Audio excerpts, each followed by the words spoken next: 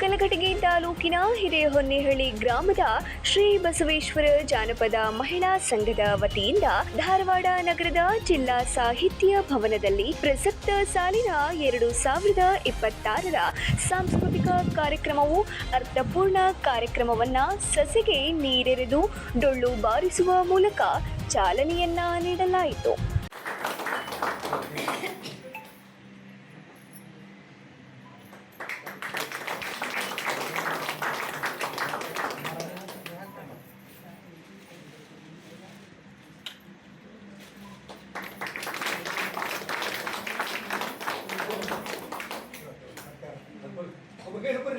ಹಂಗೆ ಹಿಡ್ಕೊರಿ, ಕೈ ಹಿಡ್ಕೊರಿ, ಹಂಗೆ ಹಂಗೆ ಹಿಡ್ಕೊರಿ, ಕೈ ಹಿಡ್ಕೊರಿ.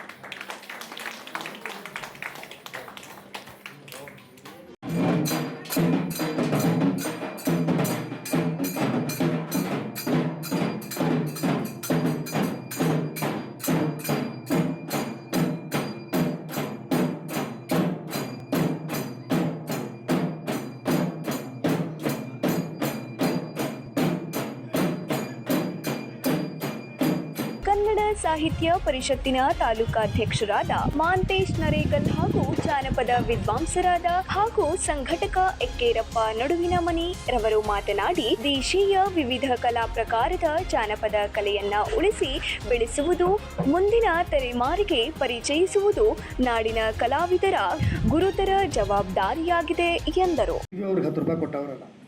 ಭಾಳ ಅಂದ್ರೆ ಚಾ ಕುಡಿಸ್ತೇವೆ ಗೌಡ್ರಿಗೆ ಹೋಗೋ ಮುಂದೆ ಎಲ್ಲ ಒಮ್ಮೆ ಬಿಲ್ ಅವರ ಕೊಡ್ತಾರೆ ಊಡಿಗೆ, ನಾ ಕೊಡ್ತೇನೆ ಅಂತ ಹೇಳಿ ಕುಡಿಯಾಕತ್ತಾಗ ಮುಗಿಸಿ ಹೋಗೋ ಮುಂದೆ ಅವ್ರು ಹಿಮೇಳ್ದವ್ರು ಮಣ್ಣು ಹೋಗಿ ಬಿಲ್ ಅವನ ಕೊಟ್ಟು ಬಂದ್ಬಿಟ್ಟಾನ ಮೇಲೆ ಹೋಗಿ. ಹಿಂಗಾಗಿ ನಾವೆಲ್ಲ ಪ್ರೀತಿಯಿಂದ ಕೂಡಿದೆ ಅವ್ರಿಗೆ.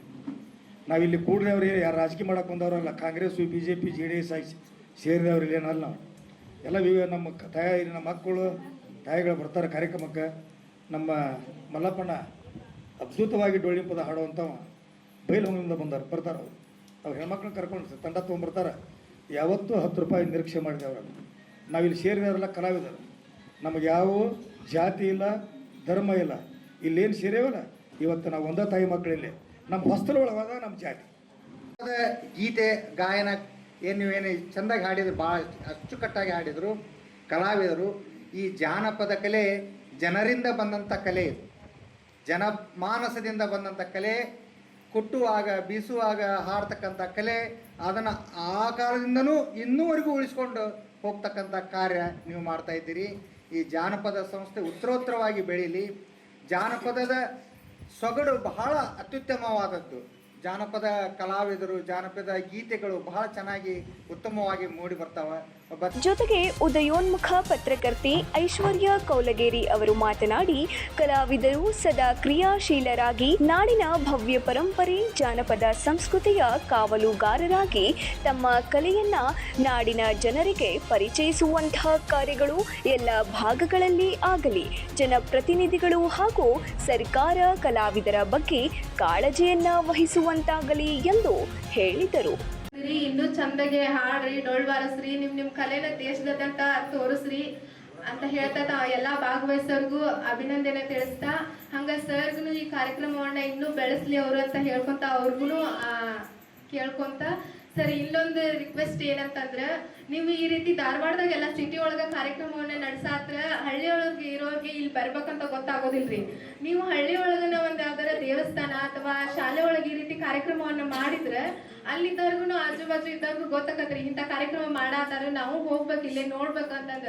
ಎಷ್ಟೋ ಜನಕ್ಕೆ ಕಲೆ ಇರ್ತದ್ರಿ, ಮನಸ್ಸೊಳಗೆ ಇರ್ತತಿ, ಆದ್ರೆ ವೇದಿಕೆ ಸಿಕ್ಕಿರೋದಿಲ್ಲ. ನೀವು ಈ ರೀತಿ ಕಾರ್ಯಕ್ರಮವನ್ನ ಮಾಡ್ತೀರಂತ ಗೊತ್ತಾಯ್ತಂದ್ರ ಅವ್ರು ಅಲ್ಲಿಗೆ ಬರ್ತಾರೆ.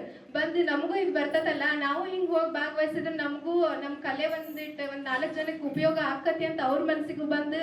ಈ ಸಂದರ್ಭದಲ್ಲಿ ಕಾಸರಗೋಡು ಕನ್ನಡ ಭವನದ ಜಿಲ್ಲಾಧ್ಯಕ್ಷರಾದ ಪ್ರಭುಲಿಂಗ ರಂಗಾಪುರ, ಕಲಘಟಗಿ ತಾಲೂಕು ಕರ್ನಾಟಕ ಸಂಗ್ರಾಮ ಸೇನೆಯ ಅಧ್ಯಕ್ಷ ಸಾತಪ್ಪ ಕುಂಕೂರು, ಕಲಘಟಗಿ ತಾಲೂಕು ಮಕ್ಕಳ ಸಾಹಿತ್ಯ ಪರಿಷತ್ತಿನ ತಾಲೂಕು ಅಧ್ಯಕ್ಷರಾದ ಸೋಮಲಿಂಗ ಈರಪ್ಪ ಎಮ್ಮೆಟ್ಟಿ ಸೇರಿದಂತೆ ಮಹಿಳಾ ಡೊಳ್ಳಿನ ತಂಡದ ಸದಸ್ಯರು, ನಾಡಿನ ವಿವಿಧ ಪ್ರಕಾರದ ಕಲಾವಿದರು, ಸಾಹಿತಿಗಳು, ಪತ್ರಕರ್ತರು ಹಾಗೂ ಕಲಾ ಪ್ರೇಮಿಗಳು ಉಪಸ್ಥಿತರಿದ್ದರು. Ilyas Gidadandanavar, 9 live news, Kalghatgi.